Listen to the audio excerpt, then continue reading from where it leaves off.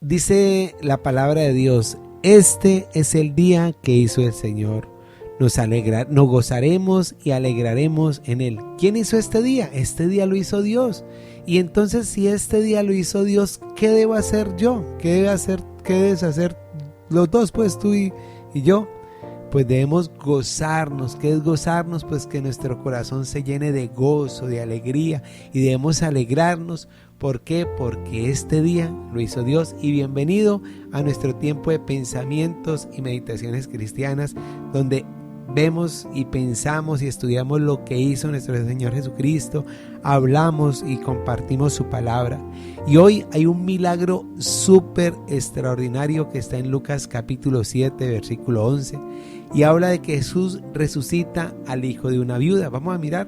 Entonces dice la palabra de Dios en Lucas 7, 11, aconteció después que él iba a la ciudad que se llamaba Naín, era una ciudad pequeña cerca de Nazaret, e iban con él muchos de sus discípulos y una gran multitud. Entonces quiero que nos detengamos un poquito en este primer versículo. Bueno, ¿dónde iba Jesús? A una ciudad que se llamaba Naín, que quedaba cerca de Nazaret.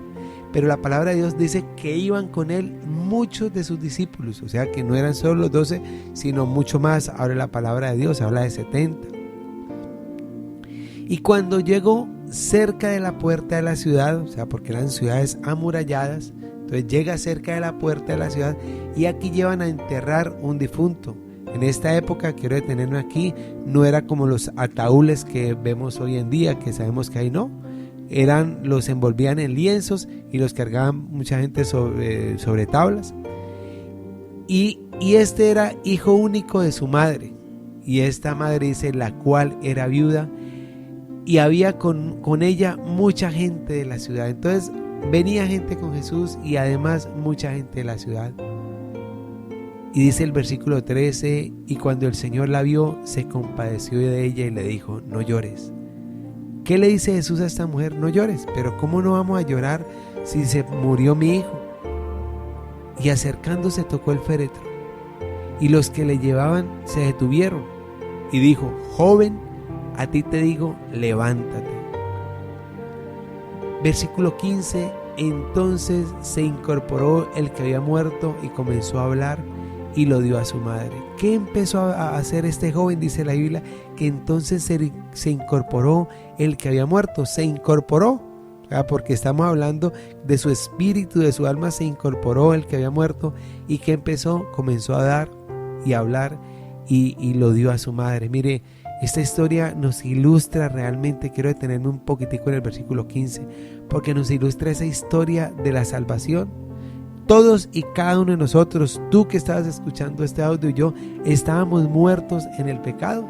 Dice la palabra de Dios en Efesios capítulo 2 versículo 1 que Él nos dio vida a nosotros cuando estábamos muertos en nuestros delitos y pecados, que Dios nos dio vida.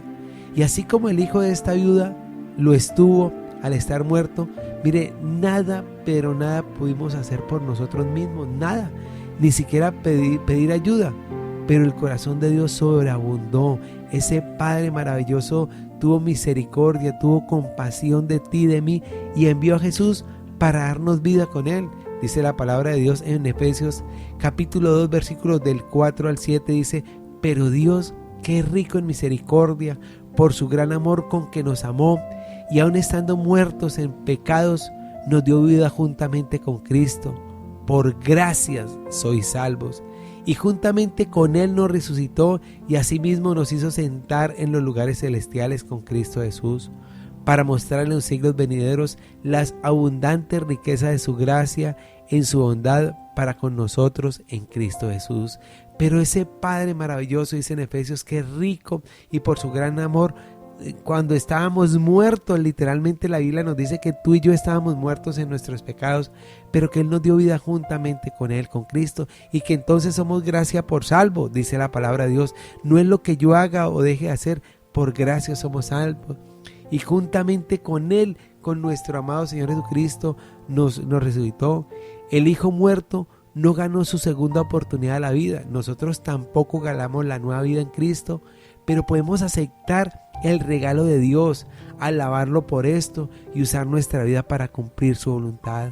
¿Qué hizo Jesús? ¿Qué le dijo? A ti te digo, joven, levántate. Y así nos dice Dios, levántate, ya, levántate. ¿Tú dónde estás? Levántate, te dice Dios. Entonces se incorporó el que había muerto y comenzó a hablar. Y todos, dice la Biblia, tuvieron miedo y glorificaban a Dios diciendo, un gran profeta se ha levantado entre nosotros y Dios ha visitado a su pueblo. Y se extendió la fama de él por toda Judea y por toda la región alrededor. Se extendió la fama de Jesús. Y aquí también quiero traer un punto importante, porque dice que este joven cuando se incorporó comenzó a hablar. Y realmente cuando uno nace de nuevo, cuando uno tiene la presencia de Dios, cuando uno ha aceptado a Cristo, ¿qué empieza? Empieza a hablar. Y cada vez que Cristo da vida espiritual, abre los labios en oración, en alabanza, en gratitud. Porque cuando un alma está muerta, cuando nuestras almas muchas veces están muertas, no hablamos, nos cargamos, nos ofendemos, nos duele todo. Cuando hay muerte espiritual, todo nos afecta, todo nos hiere, todo nos duele, pobrecitos de nosotros. Pero realmente cuando tenemos vida, ¿qué hizo este joven? Empezó a hablar y empezó, como dice la Biblia, bueno, se incorporó y glorificaban a Dios. Hoy, hijos de Dios, hoy, como vemos, somos salvos también, porque cuando estábamos muertos, Dios tuvo misericordia de nosotros y envió a su Hijo Jesús por nosotros. Y yo te digo, hijo de Dios, que nuestro corazón debe estar agradecido, muy agradecido, porque no teníamos vida espiritual, porque el Padre envió a su Hijo Jesucristo como propiciación por nuestros pecados, porque estábamos muertos. Y hoy vivimos y le damos gracias a Él. Y recordemos algo, hijos de Dios, que la vida es muy corta, que la vida es algo muy corto, muy pasajero. Hijo de Dios, invitarte a que aprendas a disfrutar cada día de tu vida con Dios, que tu alma se regocije en la presencia de Dios, porque no sabemos el día y la hora. El día de ayer, jueves, pues un pastor amigo partió a la presencia de Dios, un hombre pues menor de 50 años, creo que tenía 45 años. ¿Y qué pasó con él? Se acostó a dormir y no se despertó, no levantó, partió a la presencia de Dios en medio del sueño, en medio de la noche. Dios se lo llevó.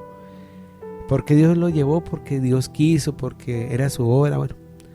Pero el punto central y esencial es que qué vida estamos viviendo si nos tocara partir hoy también, porque Dios ya nos resucitó entre los muertos, ya nos dio vida eterna. Pero si necesitáramos partir hoy de este lugar, de esta tierra que Dios nos prestó, porque estamos aquí de paso, habrías pedido perdón, habrías perdonado, habrías ¿cómo están tus relaciones? Porque no sabemos. Si hoy te disgustas mucho con alguien muy cercano, con un amigo, y no aceptas, o sea, ¿qué estás viviendo? Porque no sabemos, si nos acostemos y nos levantemos, no lo sabemos. Por eso, hijos de Dios, hoy con todo mi corazón decirte que el Señor te bendiga, que el Señor te bendiga y te guarde, que estamos aquí de paso y que debemos dejarnos llenar de la presencia de Dios, que Dios tiene un plan maravilloso para ti. Dios te bendiga, hijo de Dios. Dios abra esas ventanas de los cielos, porque Jesucristo te ama y Jesucristo quiere que nos levantemos. Y a ti, joven, dice Jesús, en el nombre de Jesús, levántate, porque no pienses que la vida es muy larga, la vida es corta, y por eso levántate a buscar a Dios, a acercarte a su presencia.